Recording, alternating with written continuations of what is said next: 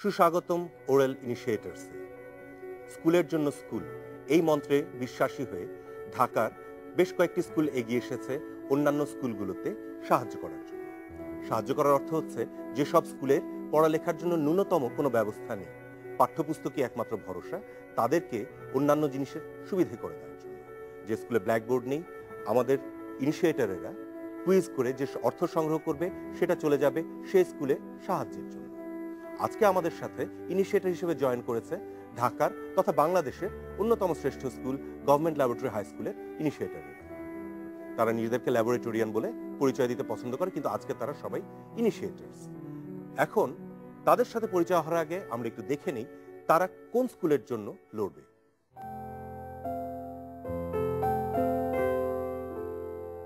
আমাদের বিদ্যালয়ের নাম তালুকাবু দ্বিমুখী উচ্চ বিদ্যালয়।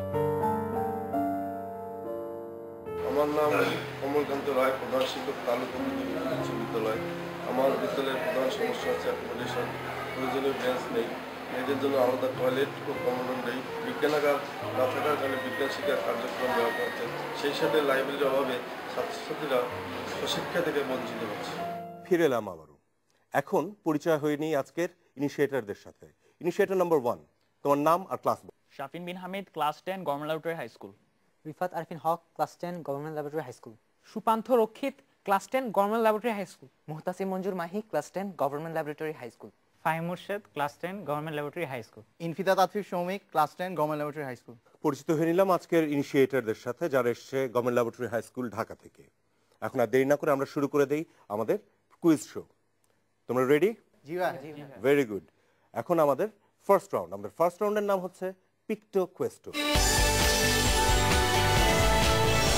এই রাউন্ডে যেটা হবে, আমাদের স্ক্রিনের মধ্যে 9টি স্কোয়ার, 9টি স্কোয়ারের মধ্যে থেকে ইনিশিয়েটর নাম্বার 2 তোমাকে ক্যাপ্টেন হিসেবে চুজ করা হয়েছে।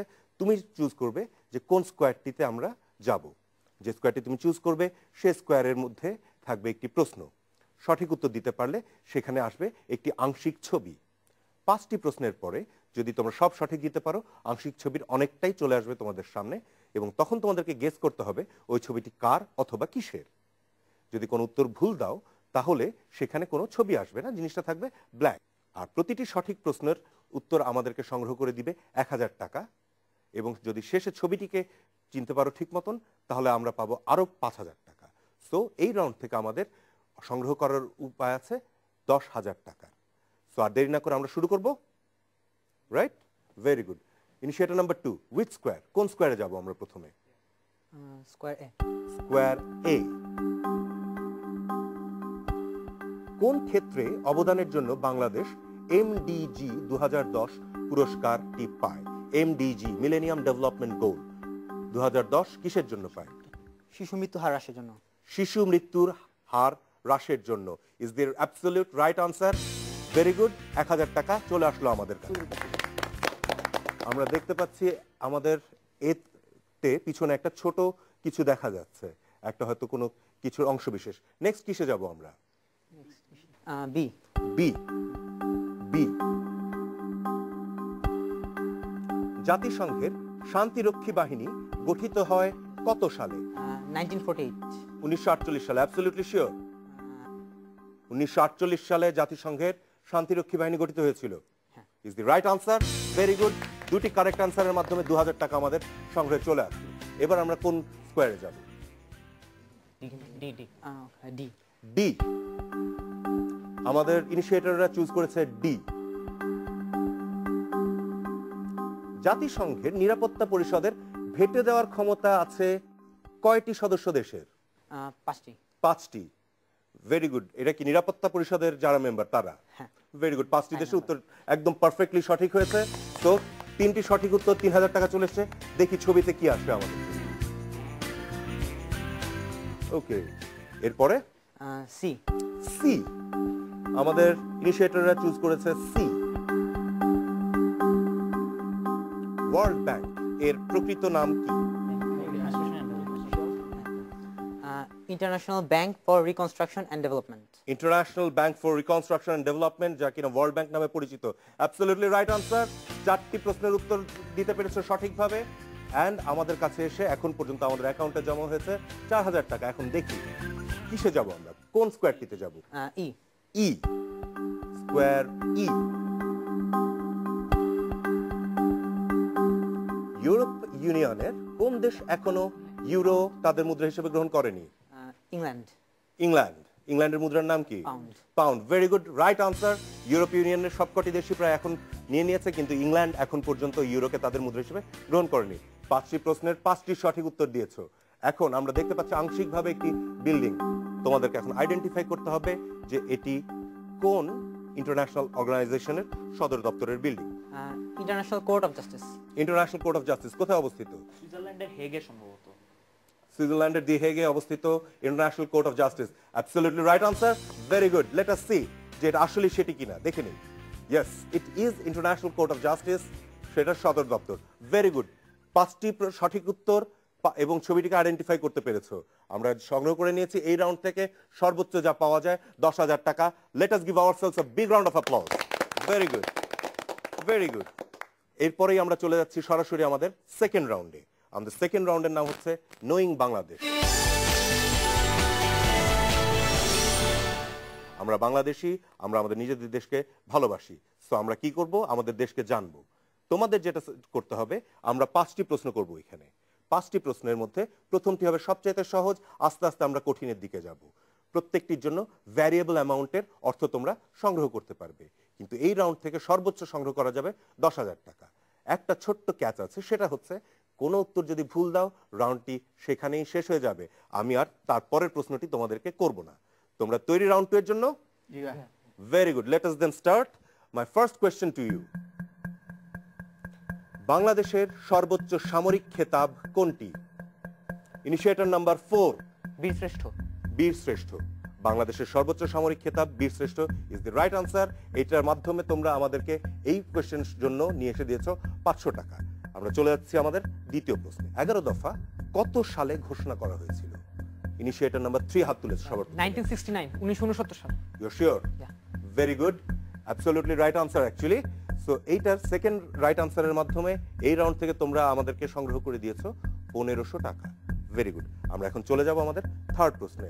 1971 সালের মুক্তিযুদ্ধের সময় উপসর্বাধিনায়ক কে ছিলেন? আমরা সবাই জানি সর্বাধিনায়ক ছিলেন আতাউল গনি ওসমানী, কিন্তু আমার প্রশ্ন হচ্ছে উপসর্বাধিনায়ক কে ছিলেন? ইনিশিয়েটর নাম্বার 4 আর 3 হাত তুলেছো। 4 আগে তুলেছো, 4 এর কাছে যাচ্ছে।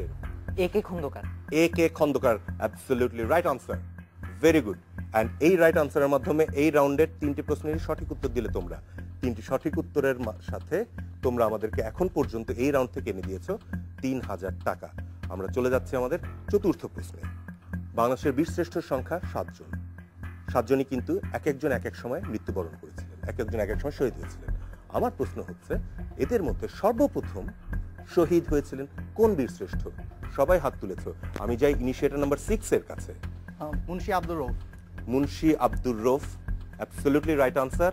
মুন্সি আব্দুর রউফ আমাদের 7 জন বীরশ্রেষ্ঠর মধ্যে সবার প্রথমে যিনি শহীদ হয়েছিলেন তিনি।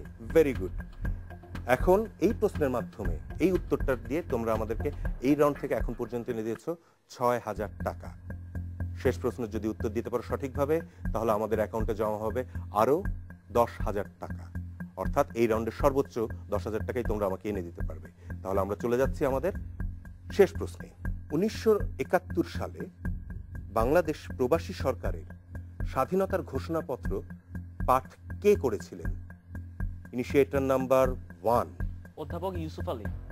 তুমি শিওর অধ্যাপক ইউসুফ আলী? হ্যাঁ, অধ্যাপক ইউসুফ আলী। অধ্যাপক Yusuf Ali is the right answer.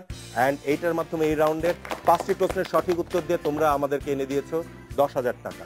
2 round শেষে আমাদের সর্বোচ্চ যে অ্যামাউন্ট পাওয়ার কথা ছিল সেই অ্যামাউন্ট 20,000 টাকাই তোমরা আমাদেরকে সংগ্রহ করে দিয়েছো, যেটি চলে যাবে তোমাদেরই কোনো 100 তীর্থর স্কুলে।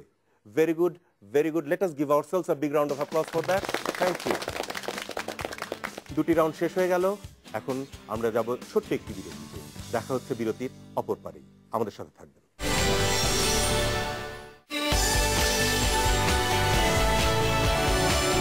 ইনিশিয়েটরস সৌজন্যে ওরেল ব্যাংকিং পার্টনার। ফিরে এলাম আবারও বিরতির পরে। আজকে আমাদের ওরেল ইনিশিয়েটরসে আমাদের সাথে রয়েছে ঢাকা গভর্নমেন্ট ল্যাবরেটরি হাই স্কুলের ইনিশিয়েটরেরা। এখন পর্যন্ত 2টি রাউন্ড শেষে তারা সর্বোচ্চ 20,000 টাকা সংগ্রহ করেছে তাদের সতীর্থদের জন্য। এখন আমরা চলে যাচ্ছি আমাদের তৃতীয় রাউন্ডে, যেটির নাম হচ্ছে রেকো ইকো। রেকো ইকো রাউন্ডে যেটা হবে যে তোমরা একটি ভিডিও ক্লিপ দেখবে আর তারপর একটি অডিও ক্লিপ শুনবে। প্রত্যেকটির জন্য আমি একটি করে প্রশ্ন করব, প্রত্যেকটি সঠিক উত্তর আমাদেরকে এনে দিবে 5 করে 10,000 টাকা। সো এই রাউন্ড থেকেও আমরা সংগ্রহ করতে পারবো 10,000 টাকার জন্য, ঠিক আছে? সো এখন আমরা প্রথমে চলে যাই ভিডিও ক্লিপটি দেখতে। Okay, let us see. In our day, certain economic proofs have become accepted as self-evident. A second Bill of Rights, under which a new basis of security and prosperity can be established for all. The Bill of Rights, under which a new basis of security and prosperity can be established for all. The right of every businessman, large and small, to trade in an atmosphere. Video ক্লিপটি দেখলাম, second bill of rights বলে একটি speech. আমার প্রথম প্রশ্ন এই video ক্লিপটি নিয়ে, আমি দুটি প্রশ্ন করব, যে এটিতে যে ভদ্রলোক পাঠ করছিলেন তিনি কে? Initiator number 2, Franklin D Roosevelt. Franklin D Roosevelt. কে ছিলেন তিনি? আমেরিকার প্রেসিডেন্ট। আমেরিকার president Franklin D Roosevelt, Franklin Delano Roosevelt is the right answer. এখন এটা সেকেন্ড প্রশ্ন, কতবার ফ্রাঙ্কলিন ডেলানো রুজভেল্ট আমেরিকার প্রেসিডেন্ট হিসেবে নির্বাচিত হয়েছিলেন? কে বলতে পারবে? ইনিশিয়েটর নাম্বার 3 বলো। 4 বার। 4 বার, কিন্তু আমরা তো জানি যে 2 বারের বেশি হয় না আমেরিকার president. So are you sure যে 4 বার ছিলেন? এক্সেপশনাল ছিলেন, একমাত্র এক্সেপশন। একমাত্র exception to the American president rule. Franklin Delano Roosevelt 4 বার আমেরিকার প্রেসিডেন্ট নির্বাচিত হয়েছিলেন। Absolutely right answer, very good, very good. এই প্রশ্নের মাধ্যমে এই সঠিক উত্তর দুটি দেওয়াতে আমরা আরো 5,000 টাকা আমরা পেয়ে গিয়েছি। এখন আমরা চলে যাব অডিও ক্লিপটি শুনতে। তোমরা তৈরি অডিও ক্লিপ শোনার জন্য? Let us here the audio clip please.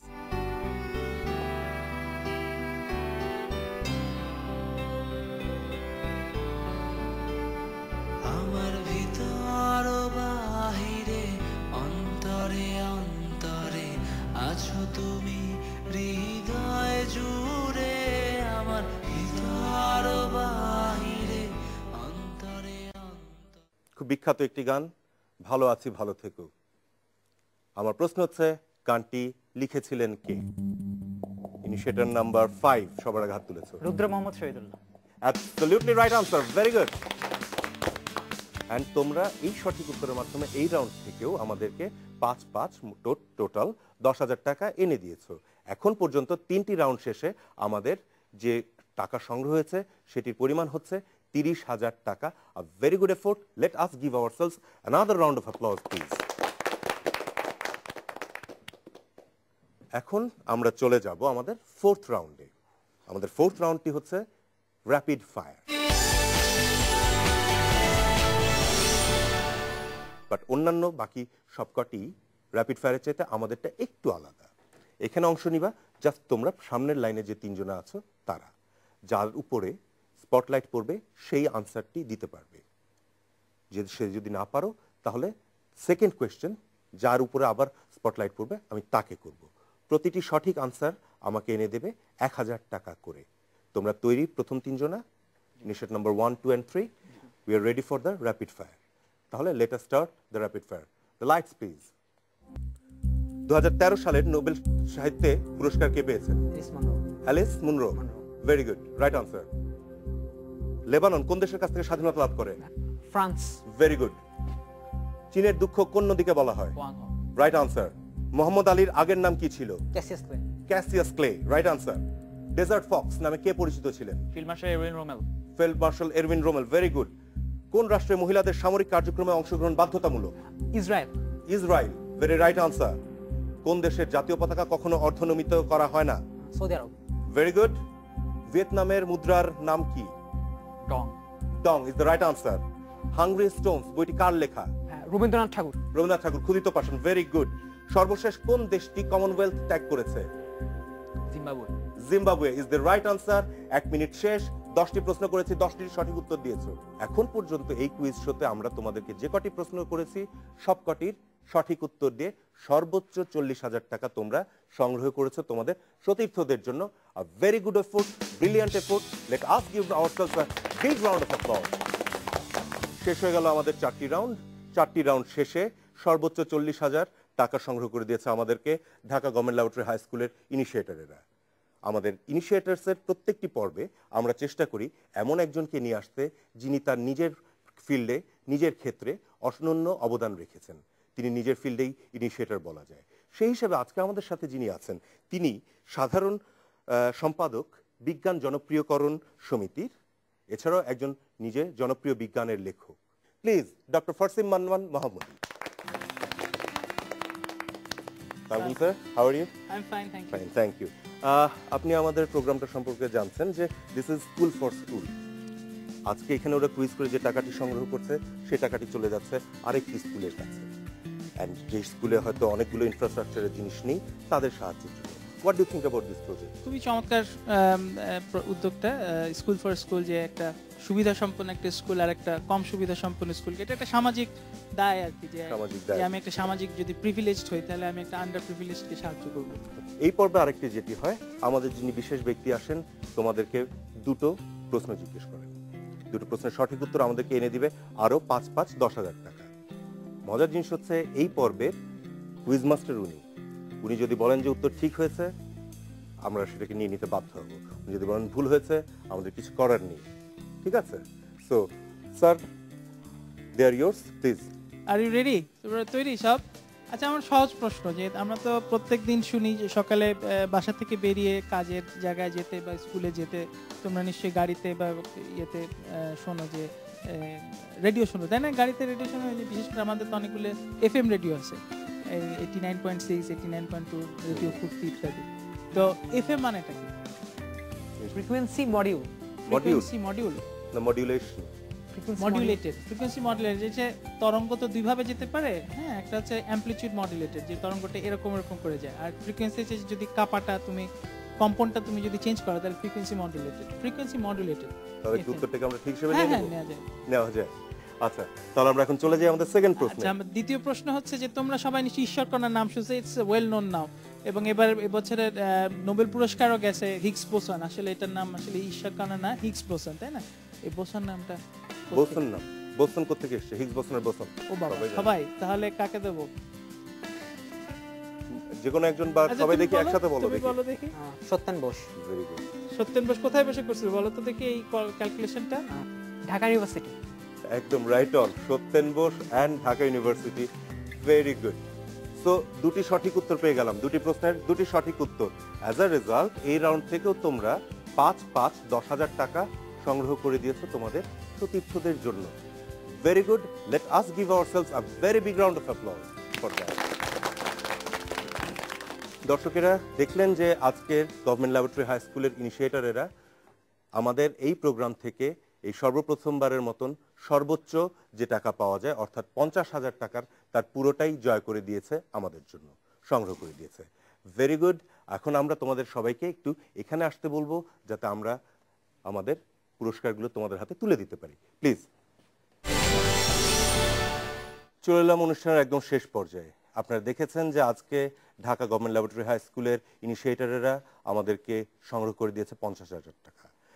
আমাদের পক্ষ থেকে সামান্য একটা টোকেন ক্রেস্ট তুলে দেওয়া হচ্ছে এখন আমাদের ইনিশিয়েটরদের ক্যাপ্টেনের হাতে।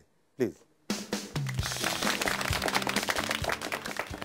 আর এর সাথে সাথে আজকে তারা আমাদেরকে যে সংগ্রহ করে দিয়েছে 50,000 টাকা, তার যে চেকটি সেটিও তুলে দেওয়া হবে তার ক্যাপ্টেনের হাতে, এবং আমরা পরে সেটা পৌঁছে দিব সেই স্কুলের কাছে যাদের জন্য তারা আজকে লড়েছে।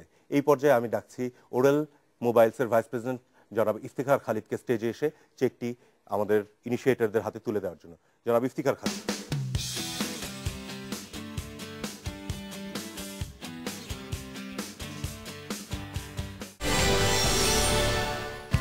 গত পর্বের দুর্দান্ত কুইজিং শেষে দ্য সিটি ইন্টারন্যাশনাল স্কুলের অর্জিত অর্থ চলে গেল Islampur Padma memorial public high স্কুলের কাছে তাদের শিক্ষার্থীদের চাহিদা মেটাতে। দর্শকেরা, আমাদের ইনিশিয়েটরদের সাথে ওরেলের সাথে আপনিও হতে পারেন একজন ইনিশিয়েটর। আপনি যদি আমাদেরকে সাহায্য করতে যান তাহলে স্ক্রিনের নিচে যে নাম্বারটি যাচ্ছে সেখানে পাঠিয়ে দিতে পারেন আপনার অর্থ। আমরা পৌঁছে দেব সেই স্কুলে যার এটার প্রয়োজন রয়েছে। আজ এখানেই বিদায় নেব। দেখা হবে আবারও সামনের সপ্তাহে নতুন কোনো স্কুলের সাথে অন্য আরেকটি স্কুলের জন্য লড়াইতে। ততক্ষণ পর্যন্ত ভালোভাবে, সুস্থভাবে, সুন্দরভাবে অব্যাহত থাকবে আমাদের জ্ঞানের চর্চা। এই প্রতীক্ষায় আমি অনিক হক বিদায় নিচ্ছি আপনাদের কাছ থেকে। ধন্যবাদ।